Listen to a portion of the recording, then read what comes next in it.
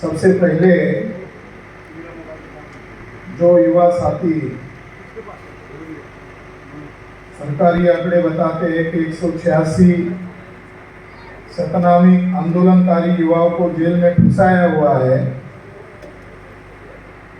और वो छत्तीसगढ़ भाजपा सरकार के द्वारा अंदर डाला गया है। हम उसका जाहिर धिक्कार करते हैं।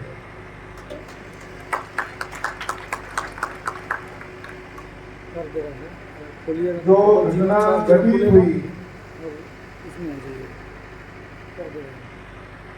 सतनामी लोगों का जो प्रेरणा स्तंभ है जैद खान, उस जैद खान को किसने विकृत किया, किसने उसको तोड़ने का काम किया, ये जांच करने का मामला था और ये जांच करने में छत्तीसगढ़ सरकार विफल हो गई।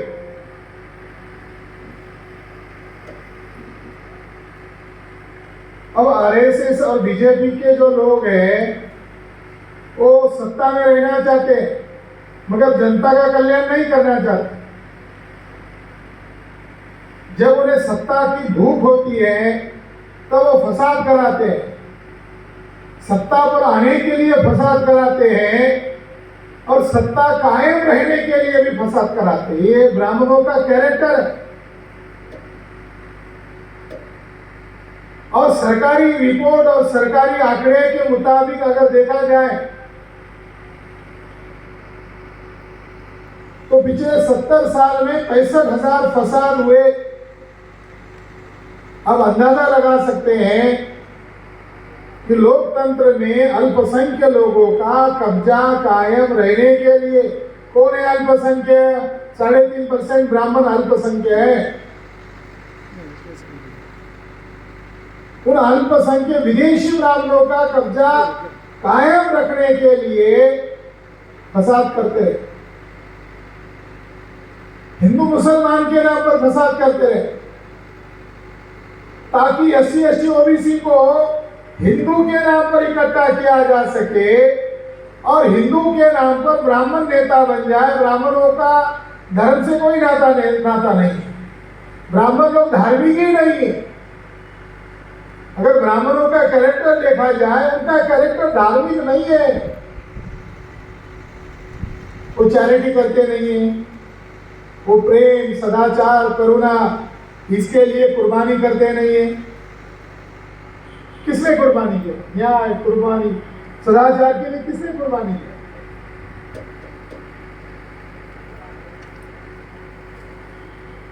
बाबा साहब अम्बेडकर कहा करते थे कि ब्राह्मणों में एक भी वॉलंटियर पैदा नहीं हुआ, यानी एक भी क्रांतिकारी पैदा नहीं हुआ, एक भी सुधारक पैदा नहीं हुआ।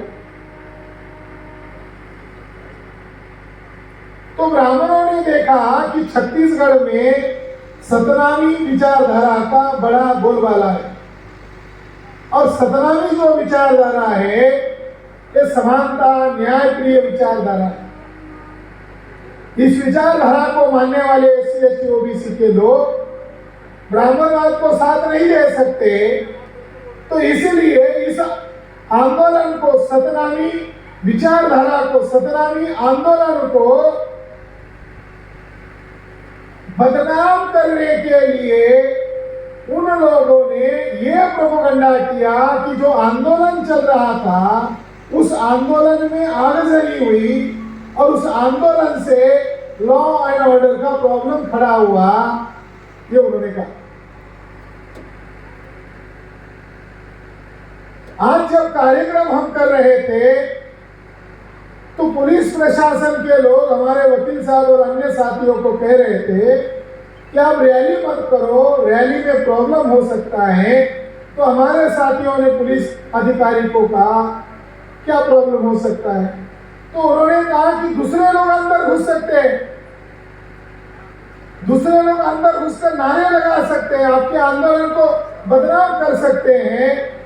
जो वरिष्ठ पुलिस अधिकारी हैं, SP साहब हैं, वो लोग सलाह दे रहे थे। अगर ये सलाह सही है उनका मान लिया जाए तो जिस समय आंदोलन चल रहा था उस आंदोलन में भी ऐसे असामाजिक तत्व नहीं घुसे होंगे, इसकी क्या गारंटी है?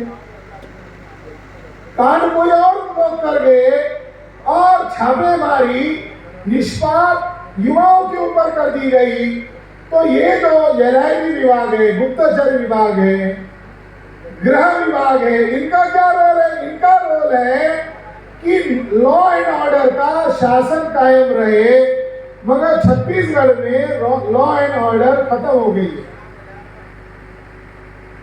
आंदोलन के लिए परमिशन भी दे दिया, आंदोलनकारी आने वाले थे ये भी उनको पता था, मगर ऐन वक्त पर वहां का कलेक्टर, वहां का एसपी वहां से रफू चक्कर हो गए, तो ये जो वहां हिंसा हुई, वहां जो आगजनी हुई, वहां जो अव्यवस्था हुई, इसके लिए अगर कोई पार्टी है, कोई गुनहगार है, तो वहां का कलेक्टर है, वहां का एसपी है, उसके ऊपर सजा होनी चाहिए थी। वो लोग प्रश्न, वो लोग वहां से भाग गए, वो लोग रिस्पॉन्सिबल है। इंडिया के कॉन्स्टिट्यूशन के अनुसार उनको वहां से जमीन छोड़नी नहीं चाहिए थी, या उन लोगों को आंदोलन के लिए आपने परमिशन दिया और आप लोग मैदान छोड़ के भाग गए, तो इसके लिए प्रशासन लोग जिम्मेदार है। मगर प्रशासन को कौन ऑर्डर दे रहा है? पर्दे के पीछे से प्रशासन को ऑर्डर देने वाली जो संस्था है वो भारतीय जनता पार्टी है, आरएसएस।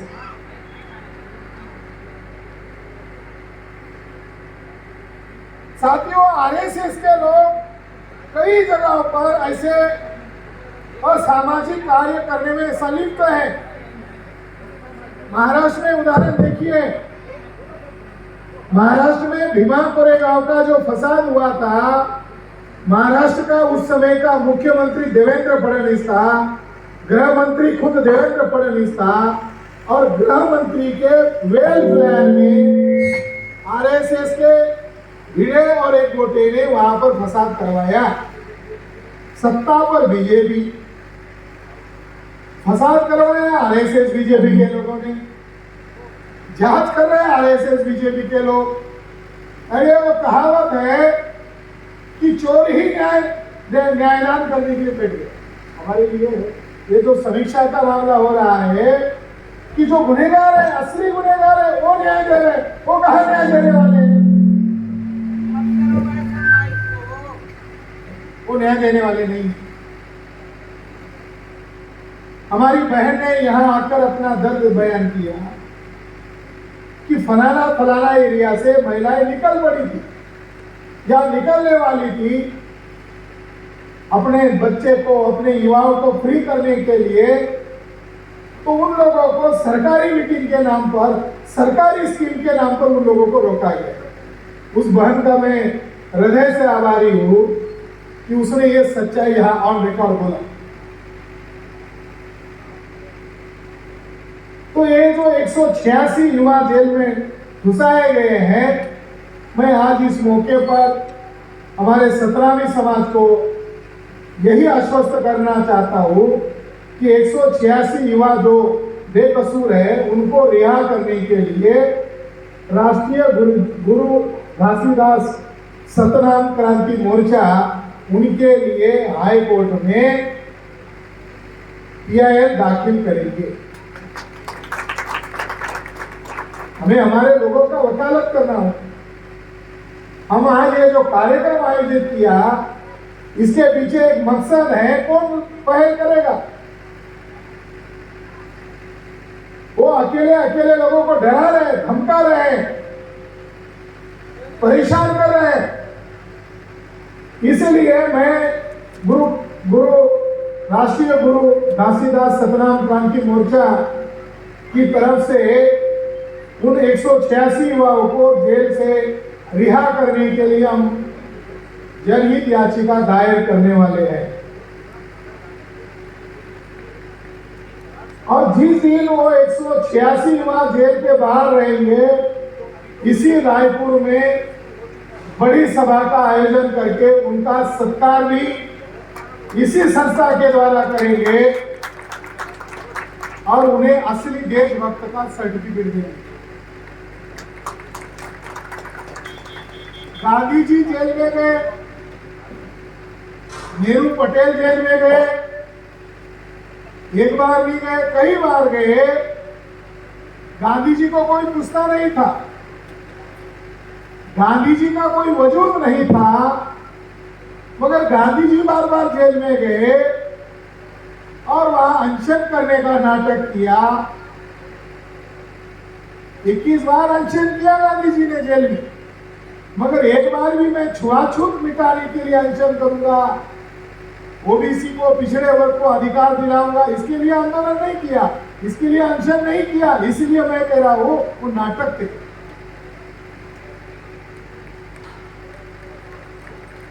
तो बार बार जेल में गए और बाहर आए तो लोगों ने उनको साधु महात्मा कहा, मगर जो हमारे इक्का भाई ने बताया कि आदिवासी युवाओं को जेल में घुसाने का क्या रिजल्ट आया, तो वो आदिवासी युवा मुंबई, दिल्ली, कोलकाता में मजदूरी करने के लिए माइग्रेट हो गए हैं।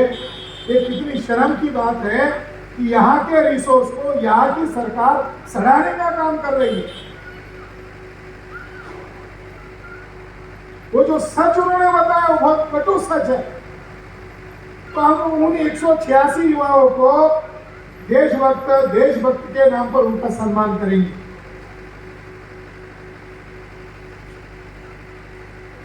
साथियों, 7 बातें हमारे सतनामी लोगों के लिए प्रतिज्ञा ही है। सतनामी लोगों के लिए वो 7 प्रतिज्ञाएं क्या है? सत्य ही मानव का भूषण है। गुरु घासीदास जी ने जो समाज को प्रेरणा दिया, इकट्ठा रहने के लिए संदेश दिया, उसमें से एक है सत्य ही मानव का भूषण है। और 7वें नंबर की उनकी प्रतिज्ञा है शांति बनाकर चलना। मुझे यह समझ में नहीं आ रहा है कि यहाँ का पुलिस प्रशासन किस बात से डर रहा है। जिस धर्म के धर्मगुरु ने ही आदेश दिया है शांति बनाकर चलना, जो समाज शांति प्रिय समाज है, उस समाज से प्रशासन को क्यों डर लग रहा है? तो जो डरने का जो साइकोलॉजी है, वो साइकोलॉजी ये है कि अगर ये बात आम लोगों में फैल जाएगी कि इसके पीछे, ये कांड करने वाले के पीछे किन दुष्ट लोगों का हाथ हुए है, तो समाज दोस्त दुश्मन जान लेगा। और दोस्त दुश्मन कौन है? तो SC ST OBC के लोग दोस्त है। और दुश्मन कौन है? तो 3.5% है, मगर उन्होंने सत्ता पर नाजायज कब्जा किया, जांच एजेंसियों पर नाजायज कब्जा किया। वो लोग इस कांड के पीछे ये पता न चले, इसके लिए छत्तीसगढ़ सरकार डरी हुई है। तो इस सरकार को डरपोक सरकार कहा जाना चाहिए। जो सरकार जांच नहीं करना चाहती, 5-6 महीने हो गए उन युवाओं को रिहा नहीं कर रही है, जांच नहीं करना चाहती है। और जेल खंड जिन्होंने खराब किया, विद्रूप किया, तोड़ा, जलाया, वो लोग पढ़ी के पीछे कौन है? तो हमारा यकीन और दावा है वो RSS से संबंधित ब्राह्मणवादी लोग हैं। सतनामी विचारधारा से, ऐसा मैं क्यों कह रहा हूं? इसके पीछे वजह क्या है? सतनामी विचारधारा से जो मानव समान, ये जो सूत्र है सतनामी लोगों का, इस सूत्र का, इस विचार का अगर कोई विरोधी वर्ग है तो वैदिक धर्म को मानने वाले लोग हैं, ब्राह्मणवादी लोग हैं। उनका क्या कहना है? सतनामी विचारधारा का गुरु घासीदास जी का क्या वचन है? मानव एक समान। और वैदिक ब्राह्मणों का क्या सिद्धांत है? एक ब्रह्मा के मुंह से पैदा हुआ वो ब्राह्मण है, ब्रह्मा के बाहु से पैदा हुआ वो क्षत्रिय है, ब्रह्मा के कमर से पैदा हुआ वो वैश्य है, पैर से पैदा हुआ वो शूद्र है। और महिला के बारे में भगवत गीता में कहा कि ये महिला, मनुस्मृति में कहा ये महिला सभी पाप की जननी है। देखो ऐसा धर्म है, इसे धर्म कहा जा सकता है? इसमें कोई समानता है? जिस धर्म ने छुआछूत पैदा किया, इतना घटिया लेवल का माल पैदा किया, जिस धर्म ने शूद्र यानी पिछड़े वर्ग के लोगों को, ताकतवर शेर को शूद्र कहकर गुलाम बनाया, जिसने 11 करोड़ लोगों को घुमंतु जनजाति बनाकर घुमंतु समाज में तब्दील किया, 8 से 10 करोड़ आदिवासी लोग हैं जो आज भी जल जंगल में हैं, और उनको वहां से खदेड़ने के लिए आज आरएसएस और बीजेपी के लोग आपके छत्तीसगढ़ में जंगल पर कब्जा कर रहे हैं, आदिवासियों को माइग्रेट करवाने के लिए। ये लोग रानी अंबानी को देश बेच चुके हैं और दूसरों को देशभक्ति का सर्टिफिकेट दे रहे हैं। जो लोग सरकारी उद्योग और कंपनियों को, जंगलों को, ब्राह्मण बनिया पूंजीपतियों को बेचने वाले लोग क्या देशभक्त हैं? ये लोग तो देशद्रोही लोग हैं, जो जंगलों को, आदिवासियों के जल जंगल जमीन को पूंजीपतियों को बेचने वाले जो लोग हैं, ये देशद्रोही लोग हैं।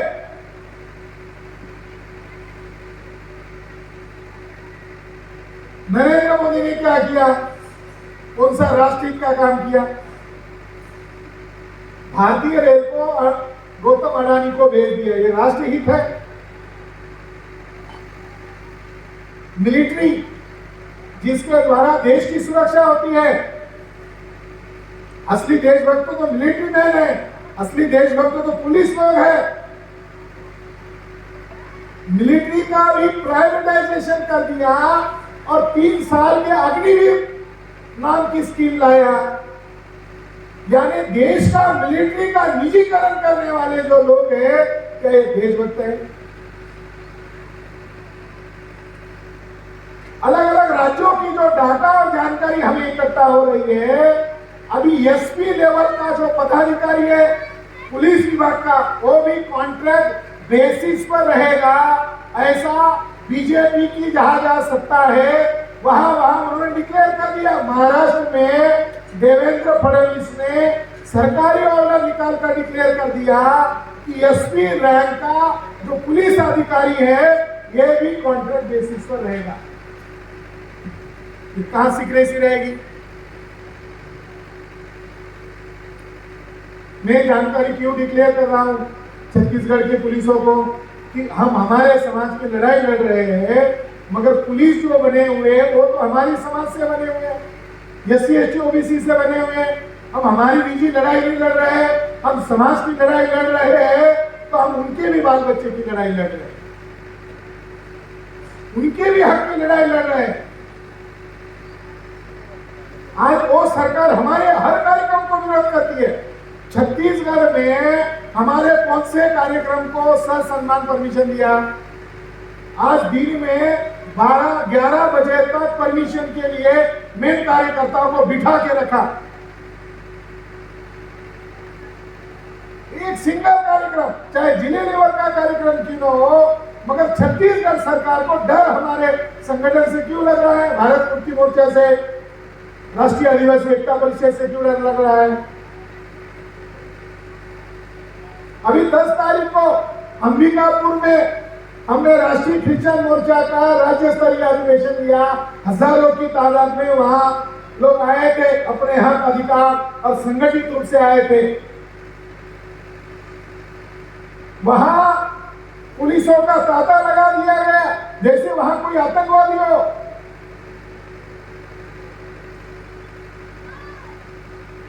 और हमारे माइक को छीना गया, वो लाइट जो वायर था उसको तोड़ रहा था हमारे साथी ने, अगर उस बंदे को नहीं बचाया होता तो वही लटक कर मर जाता था। तो छत्तीसगढ़ में केवल सतनामी लोगों के खिलाफ ये वारदात नहीं हो रही है, यहाँ हर एक बहुजन समाज के व्यक्तियों के साथ ये जुल्म ज्यादती हो रही है। इसकी वजह आप लोगों को शासक बनना चाहिए। जो आज कुर्सी पर बैठे हुए हैं वो सत्ता पर बैठने लायक नहीं है। आज जो सीएम कुर्सी पर बैठा है वो सीएम पद के लायक नहीं है। ऐसा मैं क्यों कह रहा हूं? एज पर कॉन्स्टिट्यूशन जब कैंडिडेट चुनाव के लिए खड़ा होता है तब वो चुनाव आयोग को लिख के देता है, प्रतिज्ञा पत्र लिख के देता है, और प्रतिज्ञा पत्र में अपना नाम लिख के देता है, एफिडेविट करके देता है, एफिडेविट करके देता है कि मेरा नाम ये है, मेरे पिताजी का नाम ये है, मेरा सरनेम ये है। तो ये जो वर्तमान सीएम है इन्होंने लिख के दिया होगा मैं शेड्यूल ट्राइब से हूं, लिख के दिया होगा। जैसे सीएम बन गए, सीएम की मिसेस ने कह दिया कि मेरे मिस्टर सीएम इसीलिए हो गए क्योंकि वो हिंदू है। बताओ, मैं एकता जी को कहना चाहता हूं कि सीएम को राष्ट्रीय आदिवासी एकता परिषद के द्वारा नोटिस भेजी जाए। एज पर इंडियन कॉन्स्टिट्यूशन के अनुसार आप प्रतिज्ञा पत्र में लिख रहे हैं आई एम शेड्यूल्ड ट्राइब्स, चुनाव जीतने के बाद कह रहे हिंदू। भारत में किसी को भी हिंदू नाम का सर्टिफिकेट भारत सरकार नहीं बांटता है, तो ये वहां से हिंदू कहां से हुए? कौन से सर्टिफिकेट मिलता है? Schedule caste, schedule tribe, other backward caste या माइनॉरिटी, ये कहां से हिंदू है? मैंने एयरपोर्ट देखा, इनको विष्णु कहा गए। मोदी जी का चेहरा है, बगल में सीएम का चेहरा है, और इनको विष्णु कहा गया। अरे अवतार तक घोषित कर दिया गया। और मुझे ये जानकारी मिली कि खुद सीएम उस राष्ट्रीय क्रिश्चियन मोर्चा के कार्यक्रम को रोकने के लिए पहल कर रहे थे, क्योंकि आरएसएस के लोगों के द्वारा दबाव बना हुआ था।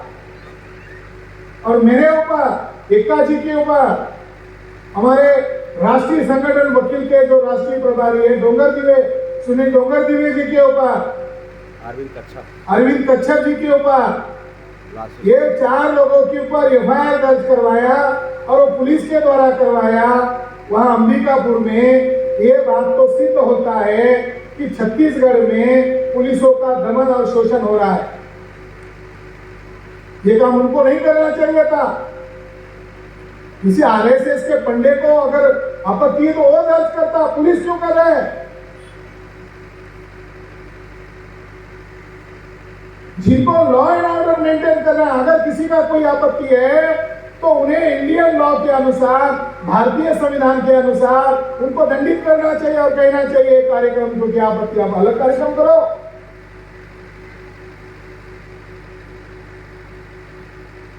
तो वो मुद्दा जो है वो भी संगीन मुद्दा है। और ये जो एक 17वीं युवाओं को जेल में ठुसाया गया है, एक महासंगीन मुद्दा है। तो मैंने उस दिन भी कहा था और आज मैं उसका पुनरुच्चारण करने के लिए यहाँ दोबारा आया हूँ कि आने वाले 28 नवंबर को हम सतनामी आंदोलनकारी लोगों को, युवाओं को रिहा करने के लिए और सतनामी आंदोलन को इन असामाजिक तत्वों ने जिस तरीके से बदनाम किया है, वो बदनामी का दाग खत्म करने के लिए, वो भुलाने के लिए, साफ करने के लिए आने वाले 28 नवंबर को हम छत्तीसगढ़ बंद करने जा रहे हैं। क्योंकि ये लोकतांत्रिक मुद्दा है।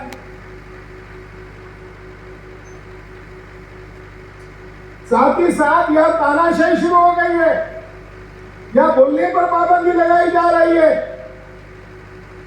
बोलने का मतलब आप जानते नहीं है। बोलना हमारे लिए आजादी है और इसको संविधान में फंडामेंटल राइट के तहत मान्य किया है संविधान सभा ने। अगर छत्तीसगढ़ सरकार छत्तीसगढ़ के लोगों को अपने समाज के हक और अधिकार के लिए निशस्त्र इकट्ठा नहीं होने दे रही है, शांतिपूर्ण ढंग से सभाएं नहीं करने दे रही है, जैसा आज हमारे साथ हुआ, तो ऐसी सरकार को नकारा सरकार हम घोषित करते हैं कि वो संविधान के तहत काम ही नहीं कर रही है। जनता को दिए गए फंडामेंटल राइट को नकारा जा रहा है। अगर जनता के फंडामेंटल राइट को नकारा जाएगा तो इसके लिए हम जेल भरो आंदोलन तक करने के लिए तैयार है। वो जो धमकियां देते हैं कि तुमको परमिशन नहीं दी गई है या तुम्हें परमिशन नहीं दी जाएगी, तुम्हारे परमिशन की क्या जरूरत है? भारत के कॉन्स्टिट्यूशन में आर्टिकल 19 के द्वारा 26 जनवरी 1950 को महामानव डॉक्टर बाबा साहब अंबेडकर ने हम लोगों को परमिशन दे दिया है। हम परमिशन नहीं मांग रहे, हम सूचना दे रहे, हम कार्यक्रम कर रहे हैं।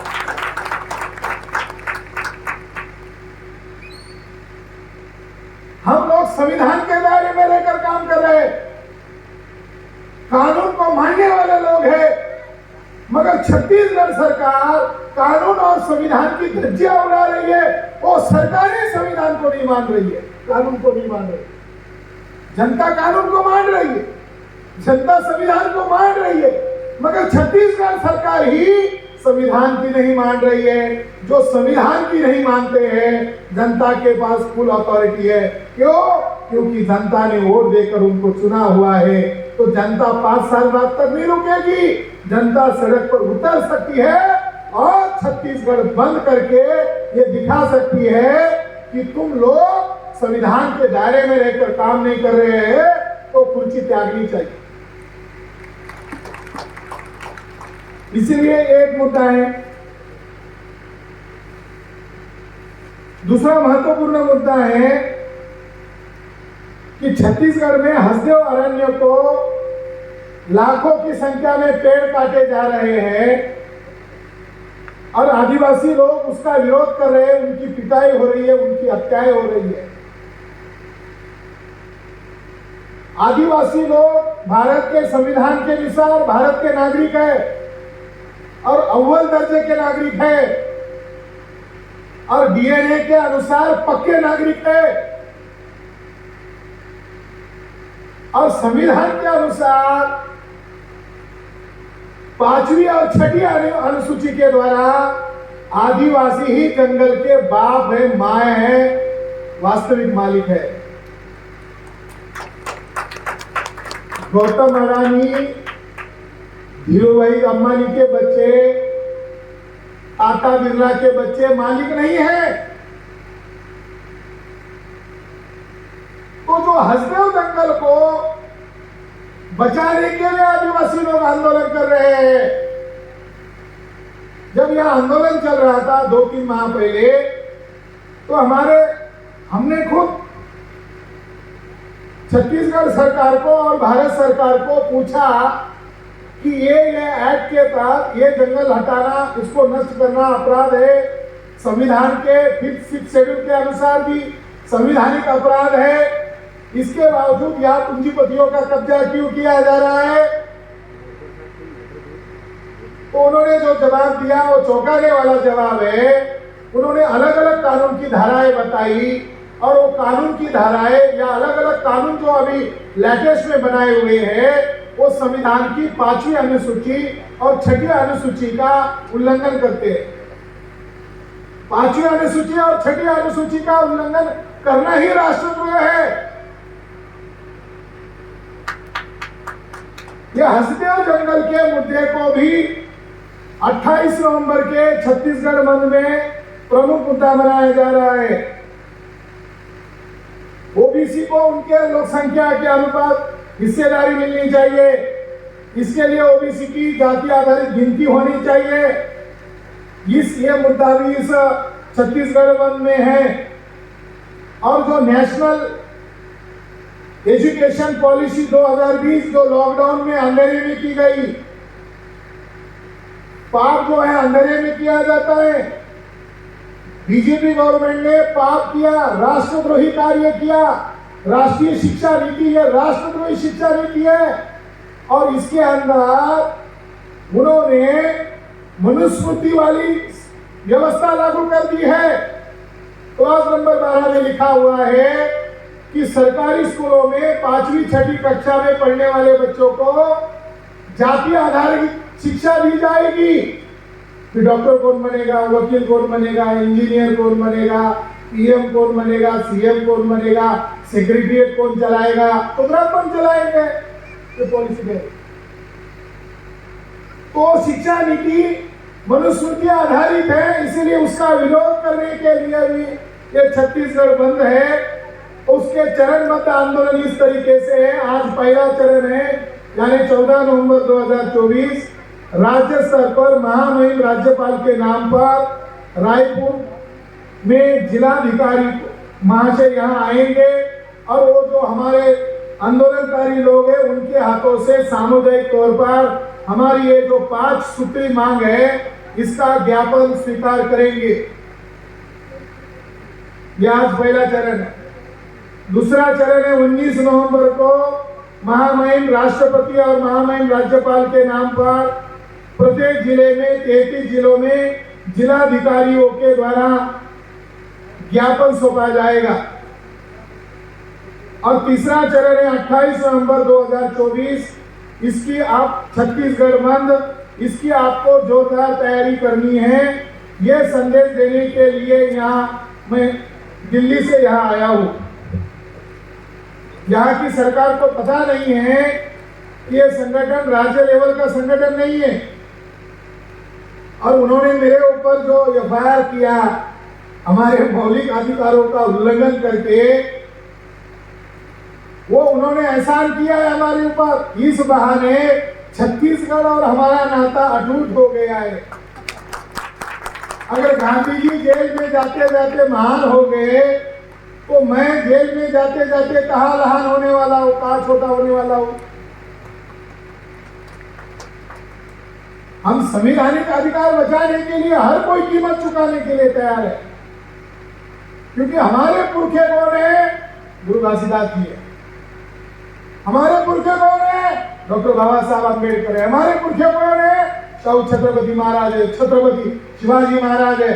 हमारे पुरखे और नहीं है जो मैदान छोड़ के भागे थे। 1857 में कौन कौन भागे थे सबको मालूम है। हमारे पुरखे वो नहीं। हमारे पुरखे माफीनामा देने वाले भी नहीं है। सावरकर ने 4 बार माफीनामा लिख के दिया था। हमारे पुरखे माफीनामे वाले भी नहीं है। हमारे पुरखे लड़े, इस व्यवस्था को बदलने के लिए लड़े। उनकी कुर्बानी के कारण ही भारत की संविधान की एक नई व्यवस्था आ गई है और इस व्यवस्था को, संविधान को, हमारा लक्ष्य, पवित्र लक्ष्य है। हम संवैधानिक व्यवस्था को बचाने के लिए लड़ रहे हैं और सत्ता और कुर्सी पर बैठे वाले लोग आरएसएस के इशारे पर काम कर रहे हैं। आरएसएस का डिक्लेयर एजेंडा है भारत का संविधान मानना नहीं है। ये आरएसएस का डिक्लेयर एजेंडा है।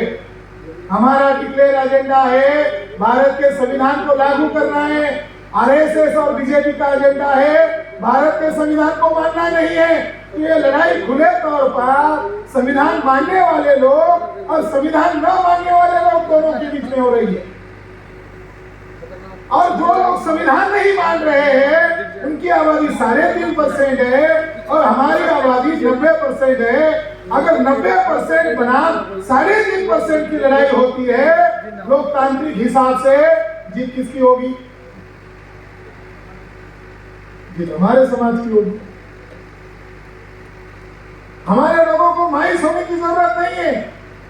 उन्होंने हर तरह के हथकंडे अपनाए इस सभा को रोकने के लिए, लेकिन हम आ गए।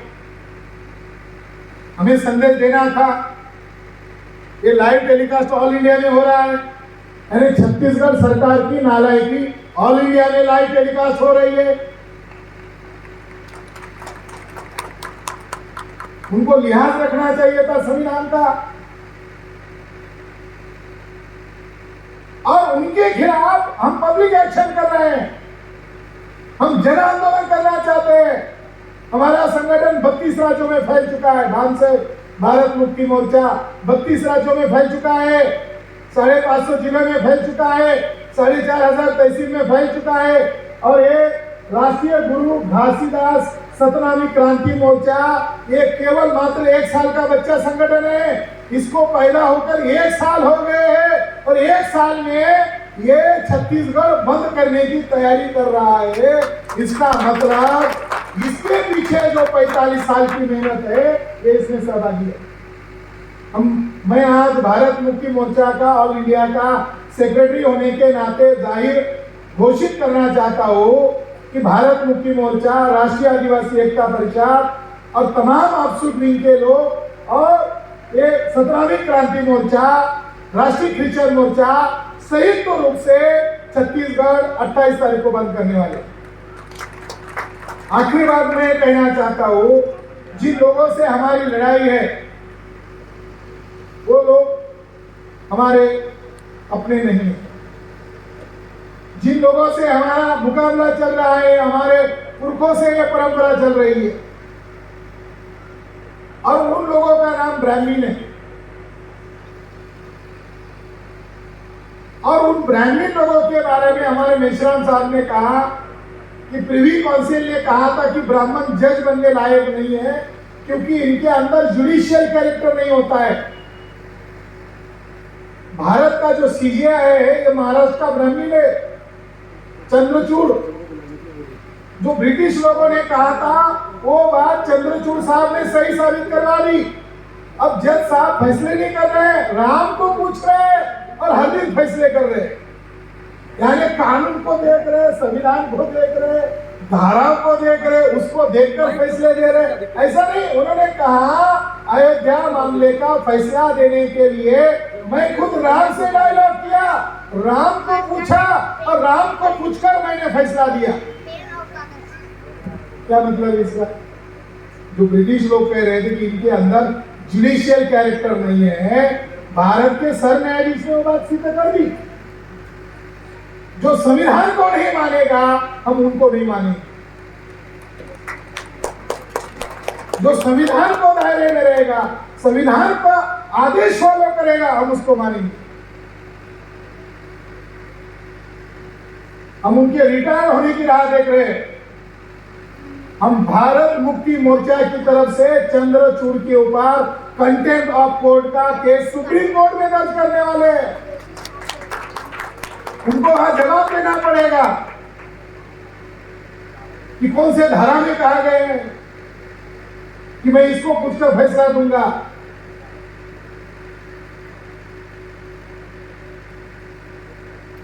तो देश में अव्यवस्था ऊपर से चल रही है, सेंटर में अव्यवस्था है, राज्य में तो अव्यवस्था होगी। तो मैं आखिरी मुद्दा यह बता रहा हूं साथियों कि गांधी जी कहते थे अंग्रेज विदेशी है इसलिए उनको भारत छोड़ के जाना चाहिए। देखिए भारत पर हजारों वर्ष में कई आक्रांताओं ने, विदेशियों ने राज किया, मगर उन आक्रांताओं को अगर ढूंढा जाए, मुगल आए चले गए, अभी नहीं है मुगल। ये जो मुसलमान है भारतीय मुसलमान है, हम भी लोगों से कन्वर्ट हुए लोग हैं, उनका डीएनए हमारा डीएनए एक है, यानी वो मूल निवासी है। डच आए चले गए, पोर्तुगीज आए चले गए, ब्रिटिश आए, ब्रिटिश भी चले गए, मगर ब्राह्मण आए अभी तक नहीं गए। ये जो 17वीं लोगों का घृणा करने वाला जो वर्ग है, ये केवल ब्राह्मण वर्ग नहीं है, ये विदेशी वर्ग है। और इसके लिए ब्राह्मणों के हजारों लिखित दस्तावेज हमारे पास है। 1903 में किताब लिखी बाल गंगाधर तिलक के द्वारा। किताब का शीर्षक है आर्टिक होम इन दी वेदास, यानी ब्राह्मणों का मातृभूमि। उसमें लिखा कि हम लोग विदेशी है, जहां ज्यादा बर्फीली एरिया है वहां हम रहते हैं, भारत में आते हैं तो हमारी स्किन को खुजली हो जाती है, इसलिए ब्राह्मण लोग ज्यादा ठंडे इलाके में रहते। साइंटिफिक कारण कश्मीर में सबसे ज्यादा रहते हैं। जवाहरलाल नेहरू ने लिखा डिस्कवरी ऑफ इंडिया, लिखा हम लोग विदेशी है, जंगली थे, असभ्य थे और हमारे पुरखों ने सिंधी सभ्यता को नष्ट किया। जवाहरलाल नेहरू ने मान्य किया, देश का प्रधानमंत्री लगातार रह चुके वाले व्यक्ति ने मान्य किया। आज के ब्राह्मणों को क्या आपत्ति है?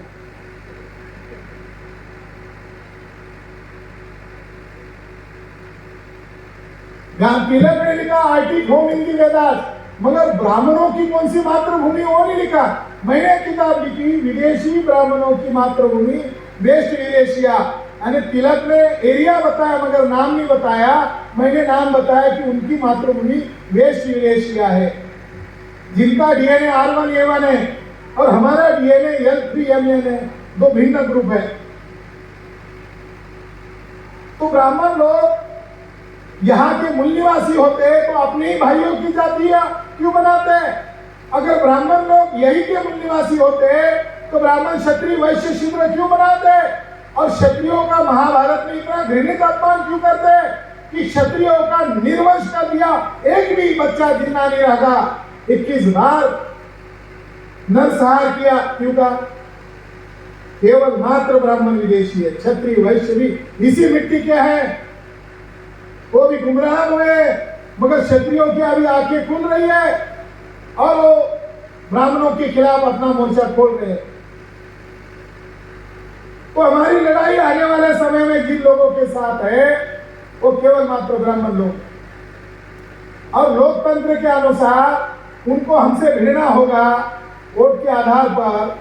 तो 3.5% वाले ब्राह्मण गांव का सरपंच नहीं चुन सकते, यानी वोट की लड़ाई में वो हमें हरा नहीं सकते। ब्राह्मण सरपंच सदस्य नहीं चुन सकता।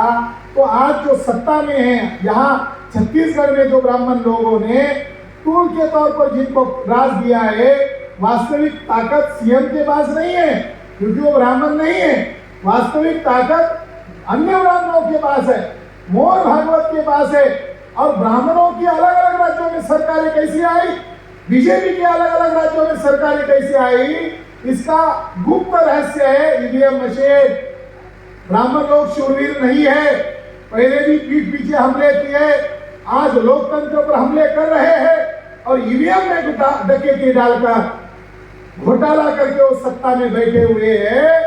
तो इस छत्तीसगढ़ बंद में ईवीएम रद्द करने वाला भी एक मुद्दा, 6 नंबर का मुद्दा जोड़ा जाना चाहिए, क्योंकि हमारे बच्चे जो आज जेल में हैं, इसका मूल कारण ये ईवीएम मशीन है। तो इन विदेशी लोगों से मुकाबला करना होगा, जिनका डीएनए विदेशी है, वो भारतीय नहीं है। वो अभी तक संविधान के द्वारा भारतीय बनने चाहिए थे, मगर वो अलग है। अभी सोशल मीडिया में आरएसएस बीजेपी के द्वारा यह प्रचार किया जा रहा है, बटे रहेंगे तो कटे रहेंगे। मगर बिरला साहब जो सभापति है पार्लियामेंट के, इन्होंने अपनी खुद की बेटी का विवाह एक मुस्लिम युवा से कर दिया। तो आरएसएस बीजेपी के लोगों को बिरला साहब के घर पर मोर्चा लेकर जाना चाहिए था। हम मान लेते कि ये लोग सही काम कर रहे हैं, ये लव जिहाद को रोक रहे हैं, ये तो लव जिहाद है। जो बातें वो समाज को बता रहे हैं, आरएसएस बीजेपी के लोग उल्टा कर रहे हैं। मुख्तार अब्बास नकवी की बीवी ब्राह्मणी, वो आरएसएस बीजेपी की है। शाहनवाज हुसैन की बीवी आरएसएस बीजेपी की है। और अध्यक्ष महोदय की लड़की का शादी मुस्लिम से हुआ, हमें कोई आपत्ति नहीं है। मगर वो जो पाठ पढ़ा रहे लोगों को, वो अपने जीवन में तो अमल करे, यही हमारा आपत्ति है, हमें कोई आपत्ति नहीं। तो जो विदेशी लोग हैं उनका चिन्हित करना, उनको जानना, उनको समझना जरूरी है। और विदेशी लोग देश के संविधान को खत्म कर रहे हैं, इसलिए संविधान को बचाना ही देशभक्ति है। और विदेशी ब्राह्मण का विरोध करना यही वास्तविक राष्ट्रभक्ति है। यही संदेश देकर मेरी वाणी को मैं विराम देता हूं। जय सतनाम, जय मूल निवासी।